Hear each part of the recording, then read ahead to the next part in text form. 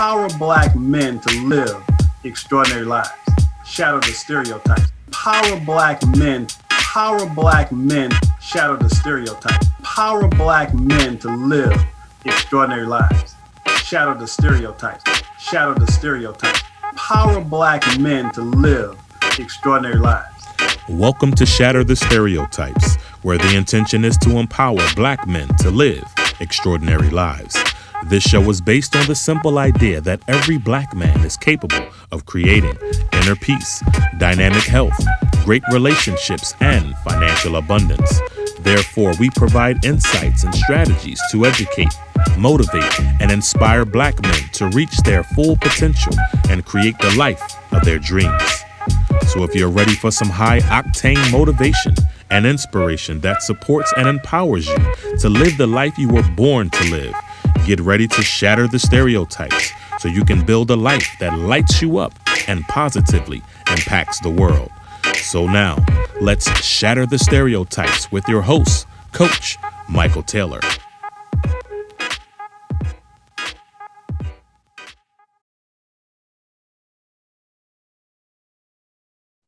Hello and welcome to Shatter the Stereotypes, where the intention is to empower Black men to live extraordinary lives. You see, there's never been a shortage of Black male role models. There's only been a lack of exposure of those role models in mainstream media. So my intention is to showcase and highlight Black men who are doing remarkable things in the world. And one of the conversations that you rarely, if ever, hear are Black men talking about beauty. You see, we see a lot of stories and negative stuff about Black men in general and the world around us, but what about the power of the positive stuff? What about all the beauty that surrounds us every day? Why don't we have a conversation about that? Well, today we're going to talk about beauty in all its forms. And my guest today is a man who knows how to capture beauty through photography. His name is Myron, and I've been following him on Facebook for a while, and I absolutely love his photography. So let's welcome Myron to the Shatter the Stereotypes podcast. Hello, Myron. How are you? Michael, thank you so much for this opportunity. I'm doing great. It's a beautiful day in Washington, D.C., even though it's raining. I'm excited to be here. All righty. Well, before we jump into your work, we want to start off with a few icebreakers. So first of all, there's some congratulations in order. Someone I know recently got married. So who am I talking about? Somebody just tied the knot. So tell us a little bit about that. Yeah, me and my beautiful wife just got married 19 days ago. We got married October 10th. It was a beautiful wedding in Los Angeles. Her family from Chicago flew out. I'm originally from Long Beach, California.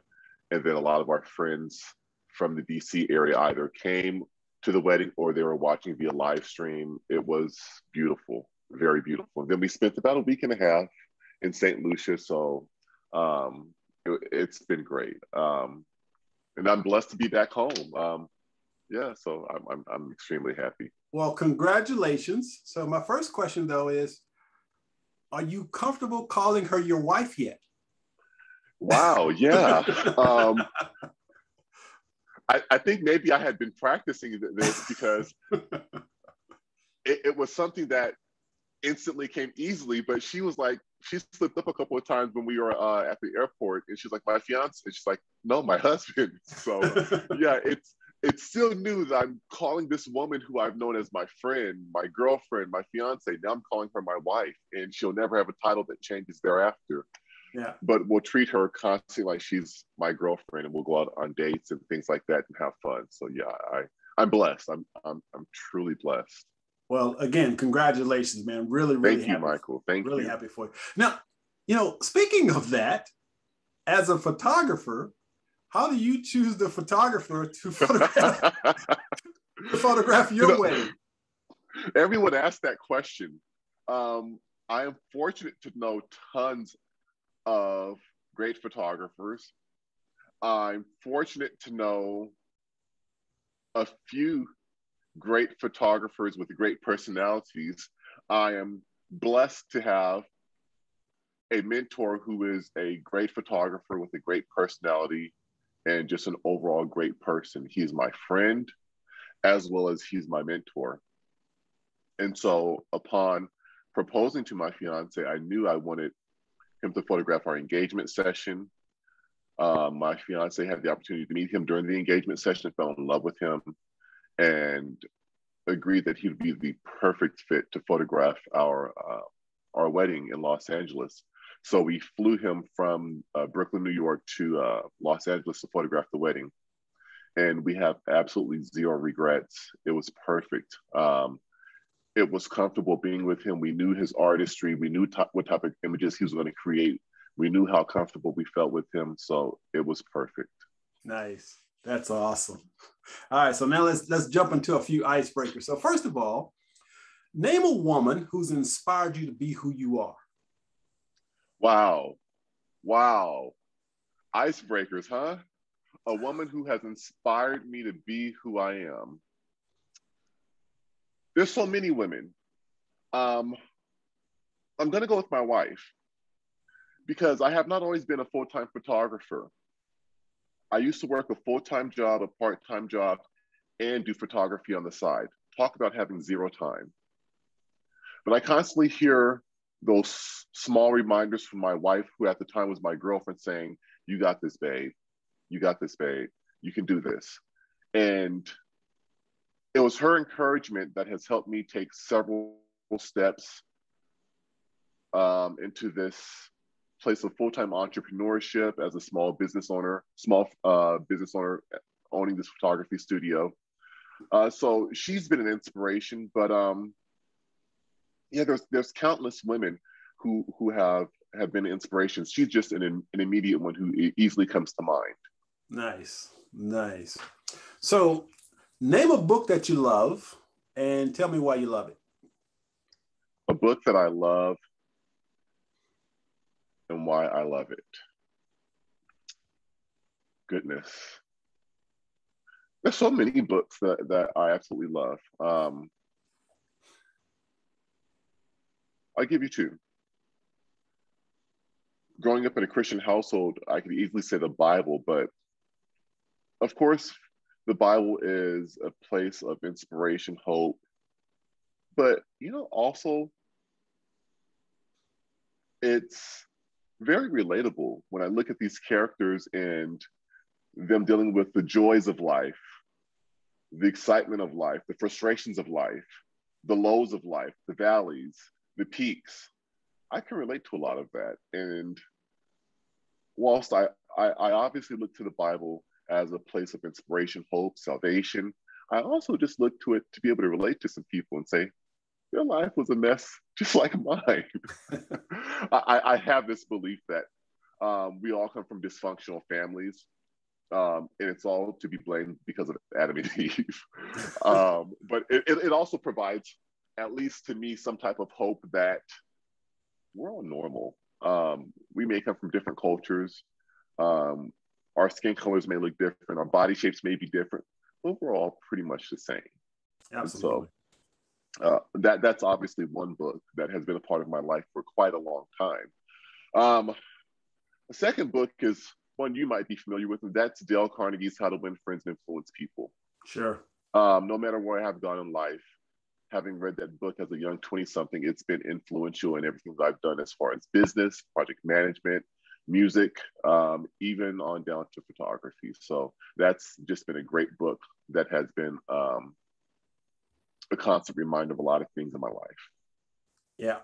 Now, as a man who happens to be Black, are you optimistic or pessimistic about the future in general?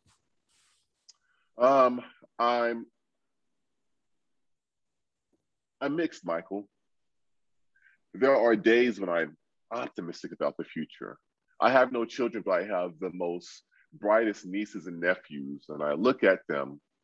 When I look at how intelligent they are, I look at how fast they learn. I look at the progress they make. I look at how they are outspoken on social injustice. I look at their childlike faith. It has me very optimistic about the future. However, when I look at the repeated cycle of a lot of negative things that have affected Black people, I can become pessimistic, but I try my best to pull myself out of that that pessimism and have hope. If I don't have hope, I have nothing. Absolutely. Absolutely. Now, I wrote a book titled The Cure for Onlyness, A Black Man's Guide to Joy, Passion, and Purpose. And the book addresses the feeling of onlyness that we as Black men experience sometimes when we're in environments where we're the only people of color. And I know you've had that experience. So I'm just curious, how do you navigate those spaces? You're good, Michael.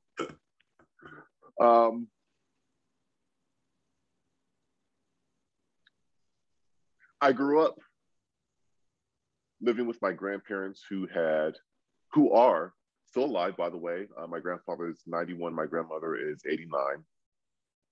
But any people that age group, namely African Americans, have been influenced by a lot of things. Post-slavery culture, civil rights movements, and a lot of other things, throughout history. They taught me how to be a good Black boy. They taught me if you dress this way, you won't be bullied, or you won't be stopped by the police. That was important growing up in Long Beach, California. I grew up when the Mexicans and the Blacks were beefing with each other. I grew up when there was Bloods and Crips that were real Bloods and Crips, and not people who were just, saying what's up, cuz, and stuff like that. I'm talking about real gangsters. So I've seen some things in my life. And so having my grandparents help me know what to wear, where to go, what to say, has helped me to stand out, both good and bad. So when it got to the workplace, sometimes where I was the only African-American person, or maybe one of few, I knew how to play the game. I knew what to say, when to say it. I knew how to dress. But eventually, as I grew into my later 20s, early 30s, I began to see that that wasn't really me, but it was the respectability politics that I was taught, that could have and possibly did save my life, mainly given where I grew up. I later grew to understand that while some of this stuff I can hang on to, some of this is not me, and that being well spoken is not a compliment. What does that mean? Well, you're well spoken. Go on and finish your statement. You're well spoken for a Black guy. Is that not to be expected of me?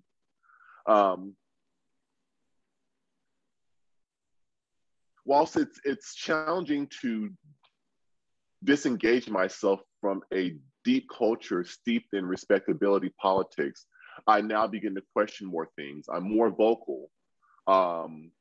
Before I left corporate America, I was a lot more vocal, took less BS, called managers on things, all in a respectable way, but in an attempt to get them to see what you're doing is not right, what you're doing is BS. Maybe you want to think twice about what you said. While in my earlier 20s, I would have never done that. Mm. It's a challenge to work in this culture because even though I'm not working full-time in corporate America, I still work with corporate America as some of my clients for headshots, personal brandings, weddings, or whatever it is I'm photographing. So I'm very vocal. I get to choose who I work with, but there are just some things still that I call out. I was photographing a wedding recently and someone said something that was a little off kilter, and I pulled them to the side and said, I know you don't mean it this way. However, I want you to understand how it was interpreted. I received an apology, but it wasn't the apology that I was looking for. I wanted the person to understand, you might want to consider some of the things that you say. And, obviously I know as a African-American person, we're tired of teaching people the wrong of their ways, that they should just know, but unfortunately they don't know. And if we're true within ourselves, we are repeatedly doing things to certain cultures, certain sects of people that are offensive to them, and we need those constant reminders. Yeah, yeah. It's all about awareness, and unfortunately, as Black men, obviously we have so many layers, you know, to Yeah. being a Black guy, right? But the optimist in me says that I'm inspired when I see people like yourself that despite all the externals, you still blaze the trail to do your own thing. And I think that's what the intention of this show is, to recognize that, yeah, we know all the exterior obstacles, racism, discrimination, we know all of that. But how can we as Black men empower ourselves to move through those challenges? So again, one of the reasons why I do this show is to provide hopefully some hope and insights to support Black men in doing that. Yeah. So now I want you to introduce Myron Fields, the photographer. So just tell us about your company and what you do. Name of the company is M Fields Photography. I'm a Washington, D.C. based wedding and portrait photographer. I also photograph headshots and personal branding. I serve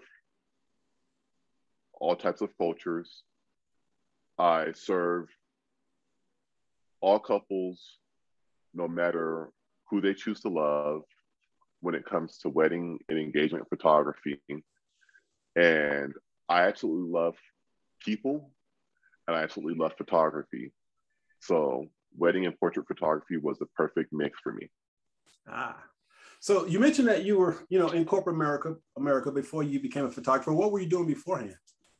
Project management. I worked in the electric vehicle industry. Okay, interesting. So when did you first know that photography was your passion? When did you pick up a camera and go, dang, I love doing this? I went to a church that I served as music director. I played piano and other instruments since I was about 16. And I played for about 20 years. I don't play that much anymore because of the business, but a majority of my musicianship has been in church. And at my former church in Bellflower, California, there were just a lot of guys who were falling in love with photography. But at that time, I was just busy with life and a lot of other things. And after leaving Southern California, I moved to Northern California. And then I eventually moved to the DC area, roughly 2014. And I was gifted a camera for Christmas. And maybe in 2015, I started picking it up and going out and just photographing things and photographing birds and flowers and plants and the Lincoln Memorial and the ducks in the reflecting pool. And I really liked that. It was cool. It was stress relief. It was fun. It was interesting to see what I could make with the camera. I went home that Thanksgiving of 2015 to Long Beach, California, and I was in the living room with my grandparents, and I was just looking around at some of the photos that were made. And I saw photos of my great-grandparents. And when I considered just the reality of the fact that portraiture was not something that was easily accessible for African Americans at that time, and I'm talking about studio portraiture. We're not talking about the typical front porch portraits that were made. This is studio portraiture that was made. And there were several photos. I began to think, wow, this is a good legacy that I've come from. And I looked at photos of my grandparents, and I considered all of the life that they have lived thus far.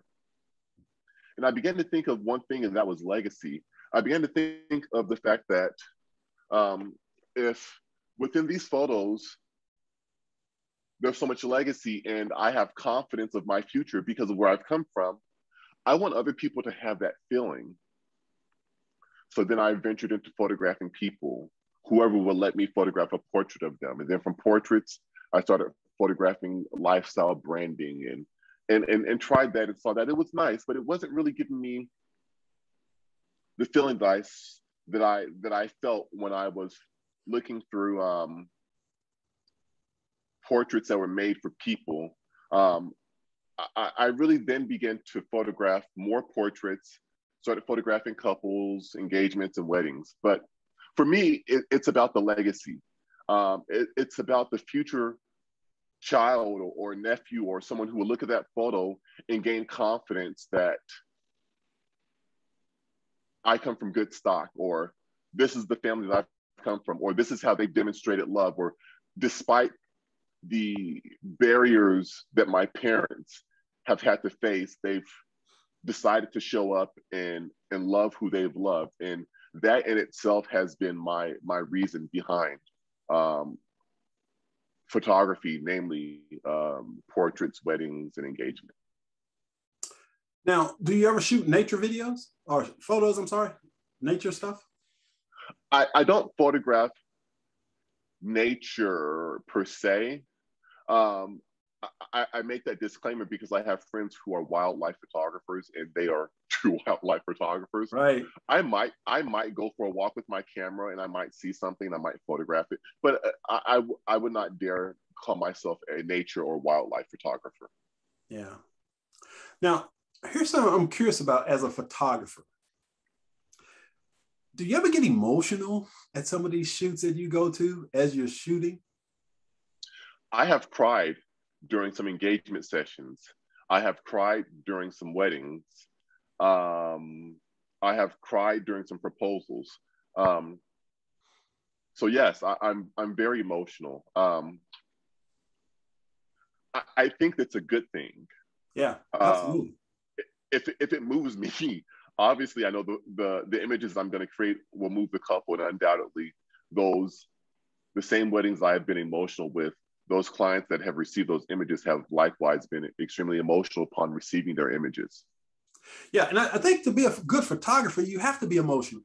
I mean, because you're capturing these beautiful moments, and to be able to do that, you got to be connected to something inside of yourself that sees, that beauty.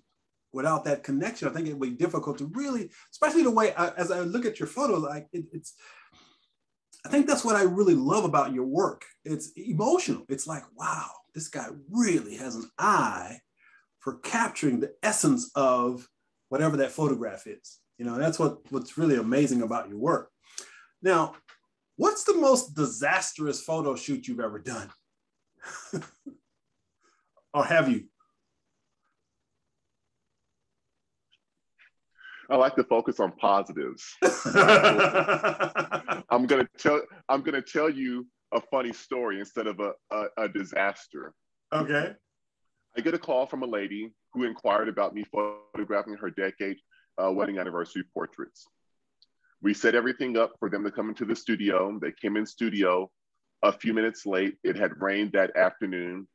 And the couple who I had previously had a Zoom call like this with, because that's part of my consultation, when they came in, they were not that same loving couple. And I knew something was going on. She did not refer to her husband as his name. She said him. Uh-oh. Or ask him. So I knew, because, we're human, that probably there was some type of tiff about something that has happened in the past 24 hours. I didn't know what it was. Oh, by the way, this story is funny, but what is the age group watching this? 25 to 60. Oh, good. Because the story, yeah. So during the session, it's tense. So I played some music. I think they asked me to play, he wanted Jay-Z, she wanted something that was like Legacy or something. So I gave them a mix of both. I started with Jay-Z for him, thinking that maybe I can just get him to break. Eventually I switched it, and I just said, you know what, I'm gonna give him something grown and sexy. So I think I put on something like Jodeci or 112 or something. They can relate to it because they were like 40-ish age bracket. I also have a mini bar, so I told them, hey, have a drink, have some scotch, have some wine, whatever you want, just have it.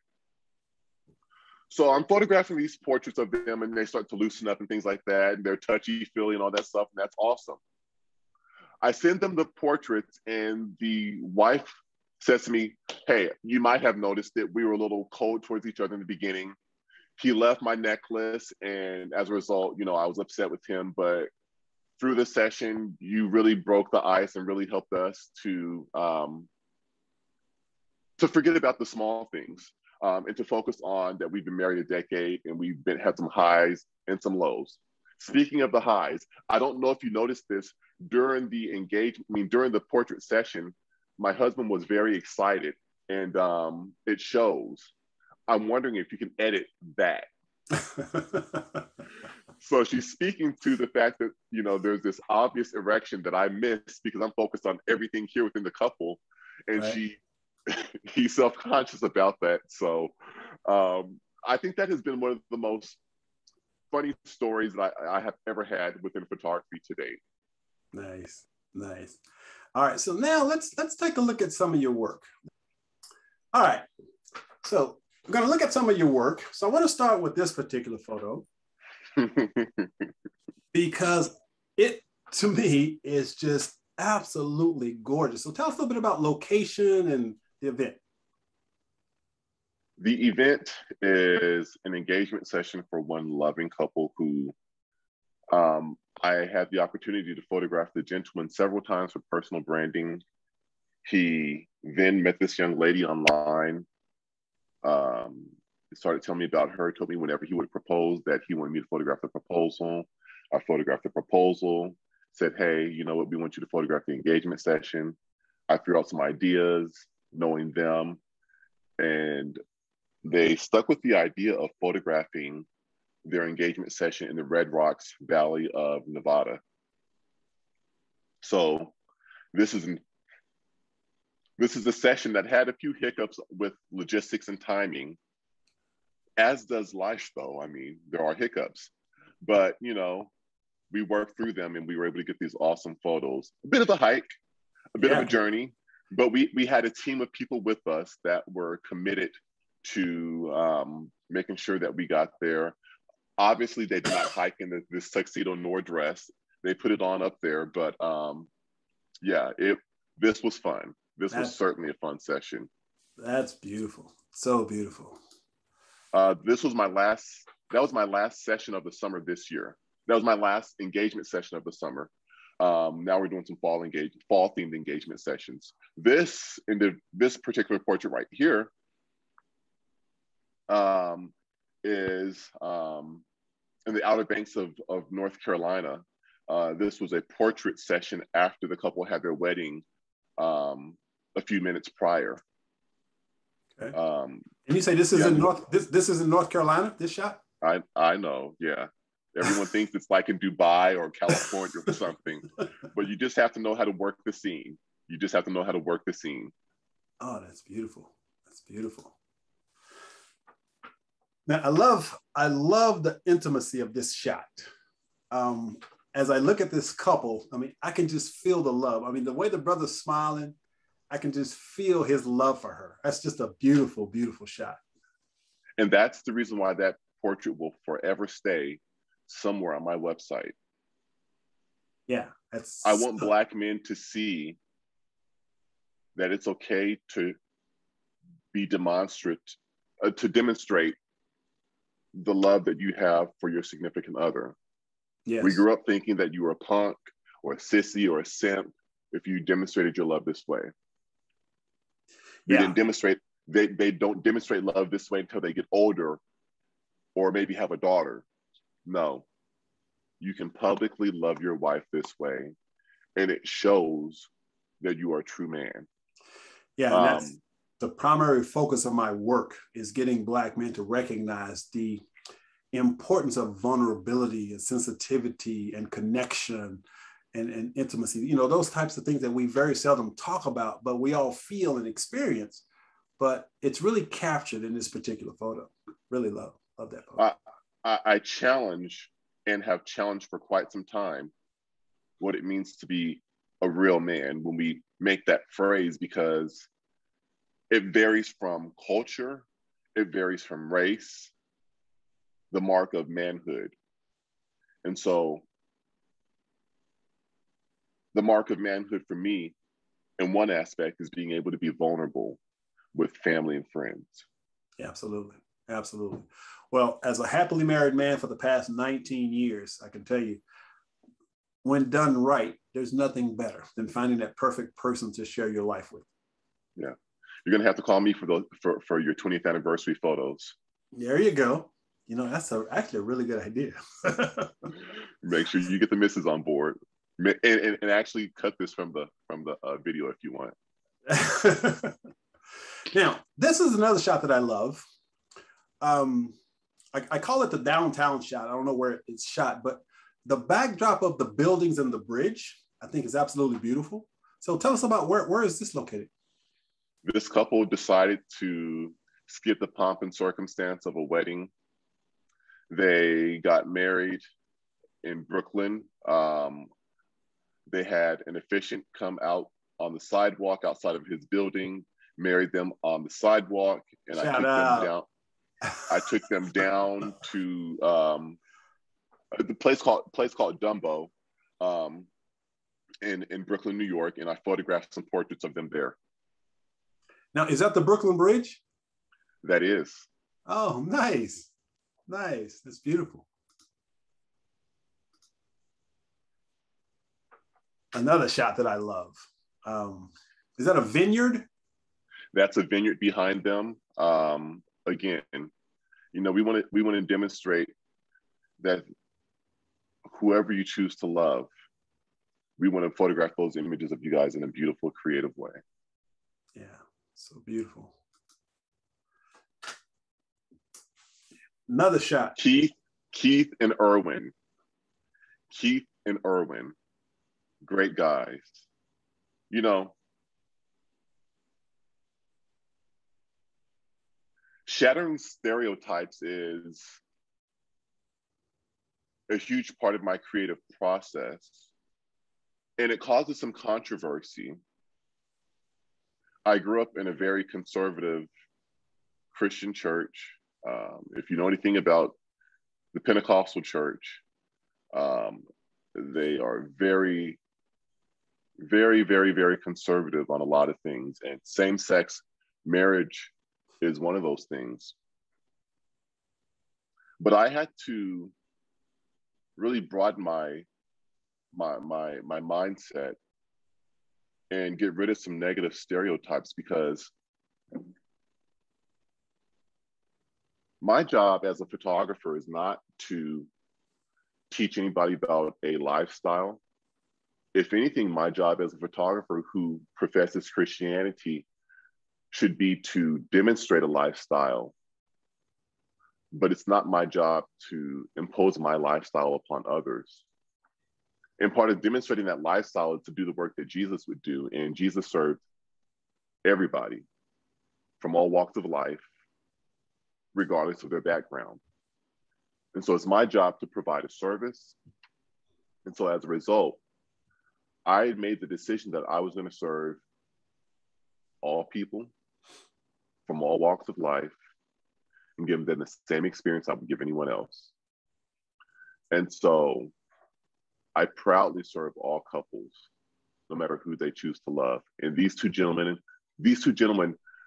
really, really, really helped to tick that box and help to reshape a lot of my thinking, along with others and some friends I have who love people of the same sex.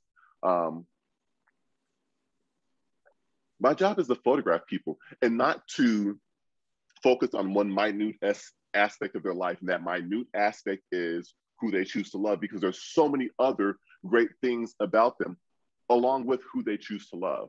Right. And so this couple right here shatters the stereotypes that you have to be this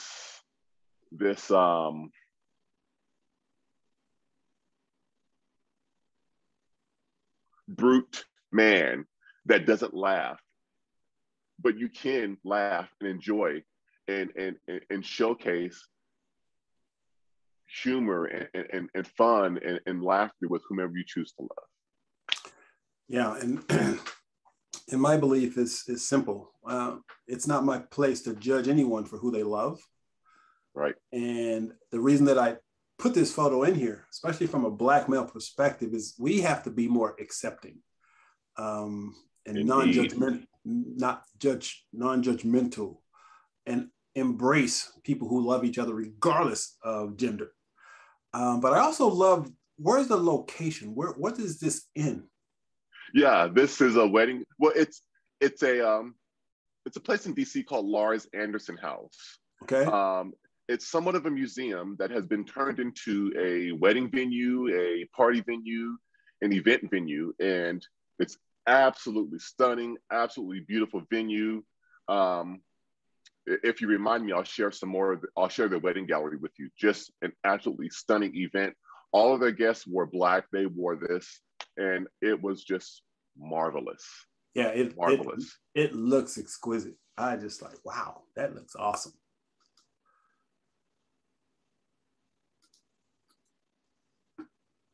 All right. Now, you focus a lot on branding and how important that is. And when we think about branding, obviously photography is an important part of that. So talk to us just a little bit about, when we talk about branding, I noticed that there's a lot of people that are speakers or writers and stuff, and you go to their website and you see this amazing photo, and then you go to their event and it's a completely different person. It's like they haven't updated their photos in 20 years or something like that. So talk to us about the importance of branding and updating photos.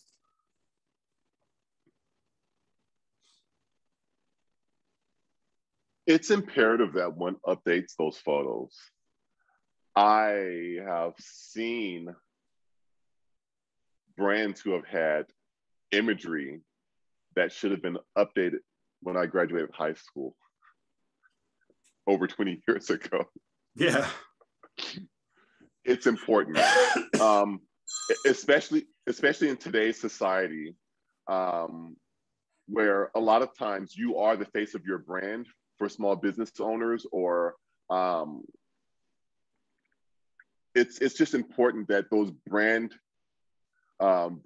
images are updated. Shall I say maybe even every 3 years, depending on your brand, but it's important. No one wants to be catfished, either romantically or professionally. Right. So, yeah. Update your brand images, people. Update them. There you go. Now, there are a lot of people that are just really uncomfortable taking pictures. It amazes me how, number one, I don't like taking pictures, but I'm not uncomfortable doing it. And as a speaker and someone who's in the media, obviously that's extremely important to have updated photos and everything. But I think it's really important to understand that we have to get comfortable, be comfortable being who we are.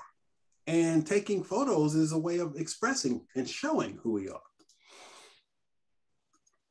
Well, while I agree with that, Michael, that being comfortable, if it were that easy for the individual to be comfortable, they would have had photos taken a long time ago. While some may not agree, I believe it is my job for some sessions, for certain genres of photography, to make the sitter comfortable. Yes. I say that with those disclaimers because headshots, portraits, or personal branding, it is my job to put the person at ease. However, a part of my wedding photography mentality is both editorial and photojournalistic. So the photojournalistic side says if this person is uncomfortable or if something's gone haywire, I'm photographing through all of the haywire. Because there might be a moment in there, there might be something deliverable in there, so I'm photographing through all of it. And then there are other times I'm photographing the pretty, but it's really life. Right. I'm documenting life. And life isn't always the pretty stuff. Sometimes it's the uneasy stuff. It's the uncomfortable moments. It's the anger, it's the excitement. So I'm photographing through all those moments to find something I might want to deliver. However, in personal branding, when someone says I'm not comfortable in front of the camera, I personally take that as a part of my job to problem solve that. And so I sit down and I talk with everyone who I photograph, whether it's wedding, engagement, portraits, personal branding. In personal branding, I do ask questions like, when's the last time you've had a photo created? If never, why? If you're uncomfortable, why? What causes you to be uncomfortable? And there's just some common things. Wait, I don't know what to do with my hands. I need help with posing. I have a tooth that's missing. I don't feel comfortable in front of the camera.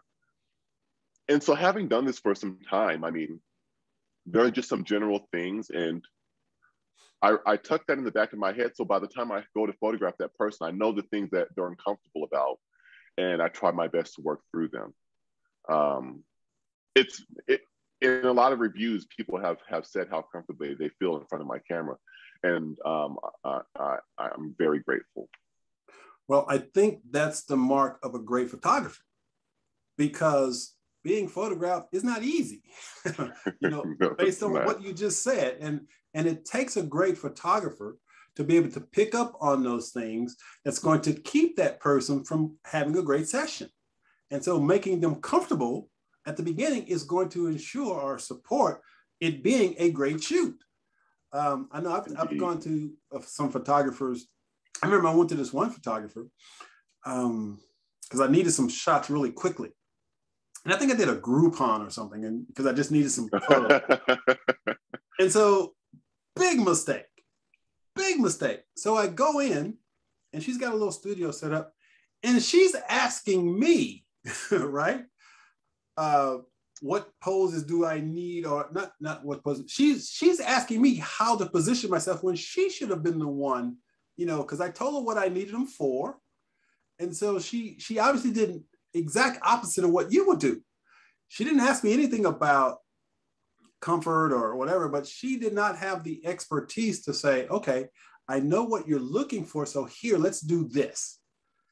So I think a great photographer sets the stage by, number one, understanding the person they're shooting, and then making suggestions on how to make it more comfortable so that the photo shoot comes out better. So for those of you who are interested in doing a photo shoot, make sure you find a photographer. It's going to ask some questions and help you capture the moment that you need. All right. I want to talk about these two shots. Everyone loves these two. First of all, I love purple. I love purple. And this is just, wow, pop. But it's the depth of the beauty of the image with the highlight of the purple with the dim, how would you say, faded background. That's just, tell us a little bit about that shot. That's just beautiful to me. These were my personal branding days. So these are personal branding sessions.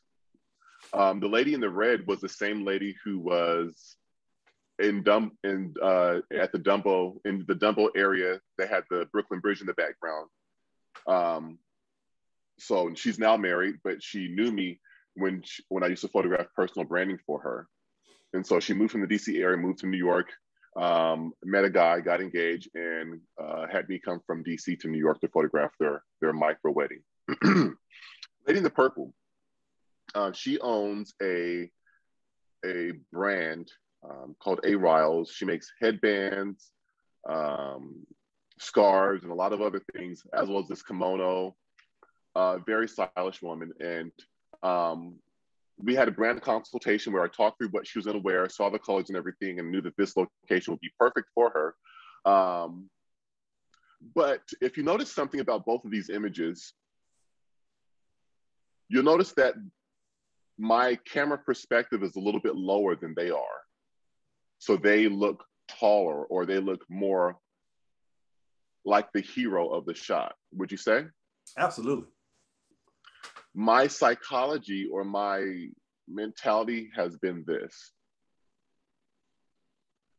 If we're talking about shattering stereotypes, I see, and I have seen Black women always photographed as sexy or sex kittens, or in sexual manner or provocative manner.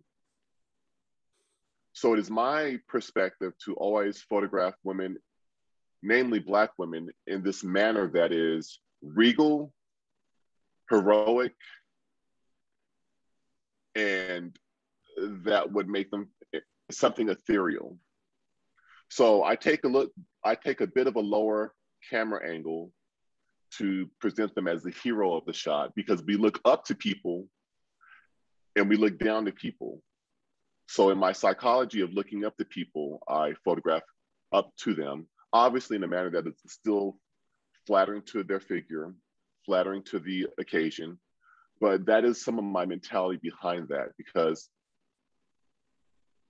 I want my nieces and nephews to look back on these images I've created when I'm no longer here, and them to be proud of the images and the work that I've left behind.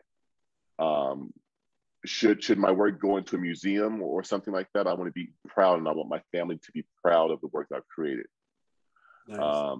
And this is one way of me creating within my own personal conviction of me creating imagery that I feel magnifies Black women, and presents them as powerful, beautiful, respectable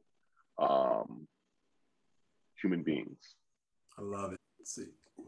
Here's another shot that I want to just bring up. There's something about, I'm sorry? Oh, go on. No, please. So as I'm looking at this photo, you know, it looks like it's focusing on the ring, which obviously it is, but there's a love and connection that I get from this photo, that the woman that's embracing this guy, even though you can't see her, I can feel the love. It's just something about that embrace and how the hand comes behind the head that I think is absolutely beautiful. And that was the objective, is to show the intimacy, the closeness of the couple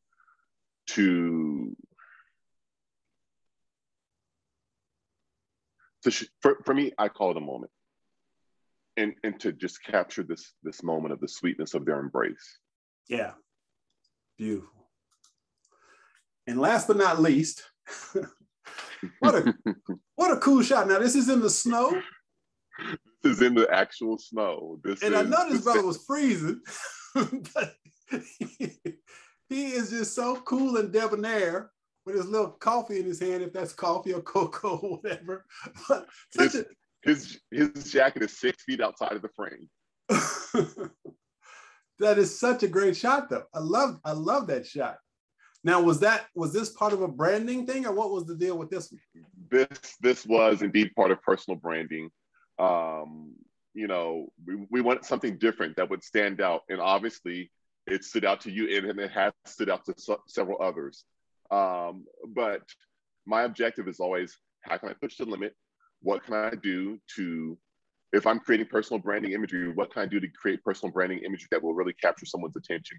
So that is always my thought when I'm creating imagery on behalf of a brand, is how can I get the onlooker's attention in order to get them to buy? Got it. Now, what's his profession? What's this guy do? He works in business 9 to 5, Okay. but he's also a personal stylist on the side, shall I say. Okay. You might recognize him from the Red Rocks. Oh, is that the guy? That's him. Oh, wow. Nice. I'm fortunate to have repeat business with a lot of my clients. I'm fortunate to have a majority of my business come from referrals. We pride that to the overall experience, as well as the images that they get, where they keep coming back, they're referring, the word of mouth, and I'm blessed. Nice. So with that being said, as a photographer, you have people that may see this and go, man, I'd really love to have this guy come out and shoot my stuff. So how can people reach you, and what are the limitations, if you will, in terms of how far you travel, what's your availability? How's that work? Well, there's no availability November. Small availability in December, but we do have dates open for 2022. For adventure, you saw something that resonates with you, and you're looking to have these type of images created for yourself, for your loved one. My website is www.mfieldsphotography.com. You can also find me on Instagram at mfieldsphotography. Would love to converse with you on ways I can create imagery for you, your loved one, capture special moments for you. But yeah, that's the best way to reach out to me. So when someone in another state wants you to come out and film or shoot or whatever, so your price would include travel and all of that kind of stuff. So give us a little taste of how that would work in case someone was out of state, but they really wanted to use you. Yeah, certainly. I just had a wedding in San Francisco I have weddings next year in North Carolina. I've been to North Carolina for weddings. I've been to New York for weddings. I mean, all over for weddings. I'll sit down and have a conversation with the couple, find out what exactly it is that they're looking for. After that, I'll send them a proposal with all the information. I'm photographing a wedding next year, and in Mexico. So we do international weddings as well. Have a passport, will travel. Wherever there is love and you can afford me, I will travel. Fantastic. Fantastic. Well, now I want to give you an opportunity just to share your final thoughts with the audience. Again, I love your work. Just blown away by your work. So now I just want to give you an opportunity, free flow, whatever you feel comfortable sharing with the audience. If there's anything that I would share with the audience, although I am a professional photographer, you guys are photographers as well. And it's very important to document your life. Document the small moments in your life. There are times when you need to call a professional photographer, but maybe your kid just started walking. Document that. And you can do it now thanks to Apple and Android. Pick up your phone and just document these moments, print them out. These moments are important. Yeah, that's what I would leave is these moments are important. A photographer who I know by the name of Marty says that photographs are important, and I would concur with him. These moments are important, so document them. Maybe it's your first date. Maybe it's a special moment between you and your significant other. Just take a selfie, but document these moments. Print them out. You know, when all your photos are on this device, they don't affect you. But it's been said by a good friend of mine that portraits can save a marriage. Portraits can save a family. And I know the power of photography. And these moments, when you print them out and you have the opportunity to walk past them in your house and you see them, can remind you the reason why you're going to work. The reason behind why you are still madly in love with the person who you said I do to 19 years ago, Michael. Can remind you why, when your kids are getting on your nerve, why you still do all the wonderful things that you do for them. Photographs are important. Document these moments. They're precious. Absolutely. And I have an Apple Watch. And what's cool is I have rotating photos when I do this. Oh, that's cool. It changes. And I've got my kids, my grandkids, my wife. So every time I look at my watch, I see a picture of something that I love, right? Yeah. And I wholeheartedly agree to document the moments. And the amazing thing about technology these days is, like I said, a phone, talk about quality. I mean, the quality of photos that you can get with just a regular phone is amazing. And my daughter bought my mom this photo frame, and my mom's 84 now. And she bought this photo frame, but we can email her pictures and it just shows up on her frame. Wow. Yeah, it's the coolest thing. And, you know, my mom's not technologically advanced, right? She hates technology, but she has this really amazing photo frame that you tell everyone to just send pictures to this email address. And when you send us pictures, it shows up on her frame. And she loves it. She absolutely loves it. So that's she nice. Keep up with what's going on, you know, no matter where we are, we send a picture. So very, very cool. Do me a favor and send me the name of that photo frame. I've got to check it out. Okay, yeah, be glad to. I'll send it Facebook or something. I'll make sure I get it to you. Okay, cool. Well, Myron, I tell you, man, it has been my absolute joy and pleasure having you on the podcast. Again, I started off talking about the importance of beauty. And as Black men, especially, I think we need to learn to appreciate beauty, to focus on beauty, and to capture it. Because there's so many things that not only beautiful, but we should be grateful for. So just having an opportunity to count our blessings for the beauty in our lives, to me is a blessing. So again, thank you for the work that you're doing. I wish you continued success with everything that you do. And obviously I'll be following you online. And again, thanks for joining us on Shadow the Stereotypes. Thanks so much, Michael. So my closing thought, embrace beauty. Stop focusing on the negative. We know what's out there, but count your blessings and look at the beauty in your life. Shatter the stereotype and create more beautiful moments for yourself. We'll see you next episode. Take care.